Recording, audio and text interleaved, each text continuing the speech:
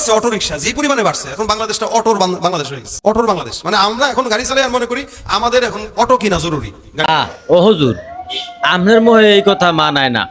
সারা জীবন দেখছি আলেম সমাজ গরিবের পক্ষে থাকে, এখন দেখি আপনি অটোরিকশার বিপক্ষে গেলেন। অটোরিকশা মানি, রিক্সা মানি গরিব, তাই না? আপনার একটা পার্সোনাল গাড়ি আছে, এইটা লইয়ে মনে হয় রাস্তায় চলতে পারেন না অটোরিকশার জন্য। আমি শিওর হুজুর, একটা কথা মনে রাখবেন, হালাল পথে চললে, হালাল কথা বললে আল্লাহ পাক রিজিকের ব্যবস্থা করে দেয়। কোথায় কি হবে না হবে এই কথাটা আপনিও চিন্তা করতে পারবেন না। শুনেন, আপনার রিজিকে যা লেখা আছে তাই হবে। আপনি একটা কথা ভাবেন, আপনার যখন সংসারে দুজন ছিল তখন কিন্তু আল্লাহ পাক রিজিকের ব্যবস্থা করে দিছে। যখন আপনার সংসারে 5 জন হয়েছে তখন আল্লাহ পাক রিজিক ব্যবস্থা করতেছে। একটা ঢাকার শহর না, শুধু এটা বাংলাদেশে অটোরিকশা যখন ছিল না, রিক্সা ছিল, তখন রিক্সাওয়ালার ব্যবস্থা করে দিয়েছে রিজিকের।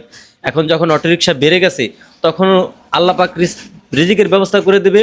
ইভেন এই সরকার, আমাদের সরকার, দেশের সরকার, বাংলাদেশের সরকার রাস্তা করে দেবে ইনশাল্লাহ। টেনশন করেন না, কোনো টেনশন করেন না। আপনার পার্সোনাল গাড়ি নিয়ে রাস্তায় চলতে পারবেন হুজুর। এত কান্নাকাটি করেন কে?